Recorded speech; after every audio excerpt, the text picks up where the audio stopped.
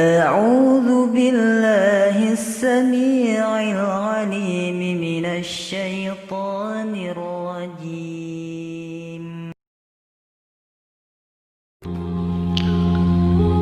Melalui lisannya yang mulia, Rasulullah SAW pernah menyampaikan bahwa kelak ketika semua manusia berkumpul di padang mahsyar, tatkala setiap amal akan dipertanggungjawabkan dan diadili di hadapan Allah, akan ada 3 kelompok manusia yang akan pertama kali mencicipi bagaimana pedihnya neraka. Merekalah kelompok yang akan dilemparkan pertama kali ke dalam neraka. Ngeri? Pasti. Bahkan Abu Hurairah radhiyallahu anhu tatkala meriwayatkan hadis ini sampai pingsan 3 kali ketika memahami betapa beratnya hadis ini untuk diamalkan. Lantas yang menjadi pertanyaan adalah, siapakah mereka? Siapakah kelompok tersebut? Apakah mereka yang pernah berzina dan minum khamar? Apakah mereka yang ketika masih hidup pernah membunuh? Ataukah mereka yang ketika di dunia pernah mencuri? Ternyata bukan, kawan.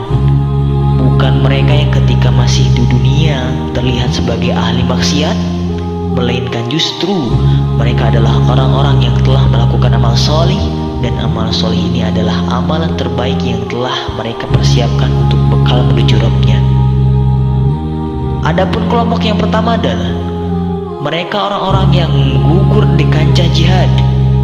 Ya, merekalah yang mati terkena anak panah oleh musuh, terhunus goresan pedang lawan, tertusuk tombak, atau mungkin kalau kita kaitkan dengan konteks kekinian misalnya, mereka yang tertembak peluru. Kita semua tahu bagaimana fadilah dari amalan yang satu ini, bahwasanya jihad adalah puncak amal. Bahkan di riwayat yang lain Rasulullah pernah menyabdakan bahwa orang yang gugur di medan jihad langsung diperlihatkan kedudukannya kelak di surga. Masya Allah.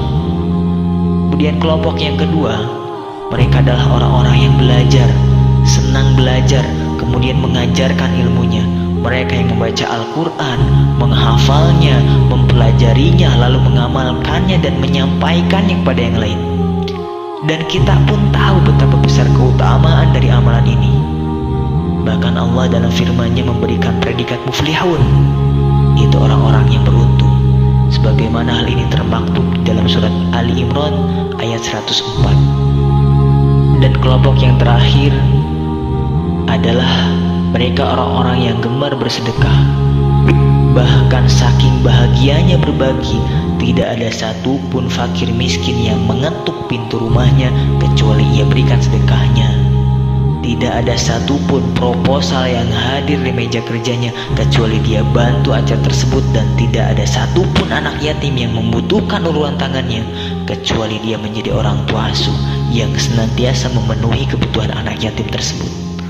Tak kalah menggiurkan, kawan, betapa besar pahala yang Allah berikan dan Allah janjikan. Bahkan Allah berfirman, Mathalul ladzina yunfikuna amwalahum fi sabilillahi kamathali habbatin ambatat sab'a sanabila fi kulli sumbulatin mi'atu habbah wallahu yudha'ifu liman yasha' wallahu wasi'un alim. Perumpamaan orang-orang yang menafkahkan hartanya di jalan Allah adalah serupa dengan sebutir benih yang menumbuhkan 7 tangkai. Pada tiap-tiap tangkai mengandung 100 biji. Allah melipat gandakan pahala bagi siapa yang Ia kehendaki, dan Allah Maha luas karunia-Nya lagi Maha mengetahui. Quran Surat Al-Baqarah ayat 261. Lantas pertanyaan yang muncul selanjutnya adalah, Kenapa 3 kelompok ini dilemparkan pertama kali ke dalam neraka? Padahal kita tahu mereka telah melakukan amalan penghuni surga.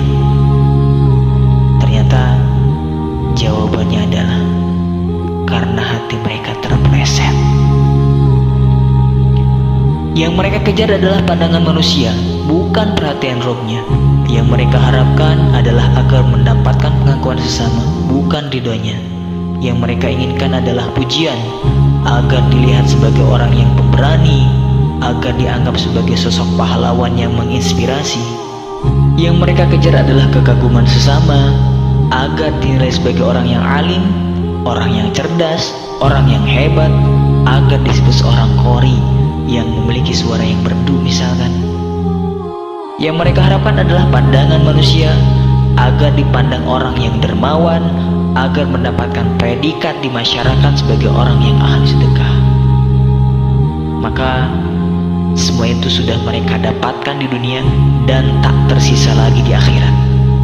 Lalu Allah memerintahkan malaikatnya untuk menyeret dan melemparkan mereka ke dalam pedihnya api neraka. Na'udzubillah, tsumma na'udzubillah. Kawan, marilah sejenak kita menjeda diri, merenung apakah niat kita dalam menghafalkan setiap ayat-ayatnya adalah betul, murni dan tulus, sehingga niat kita sanadnya dinyatakan connect to Allah, nyambung ke Allah. Karena perjalanan seorang penghafal Al-Quran bukan semata mengejar 30 juznya, bukan semata untuk berjuang memutkinkan setiap ayat demi ayatnya, bukan hanya sekedar mengejar sana dari seorang musnidnya. Lebih dari itu, perjalanan seorang penghafal Al-Quran adalah perjalanan hati untuk menemukan ikhlas, menjadikan motif setiap ayat demi ayat, lembar demi lembar, dan juz demi juz yang dihafal adalah karena ingin mengejar ridhonya Allah, menggapai cintanya Allah, dan mendapatkan kasih sayangnya Allah.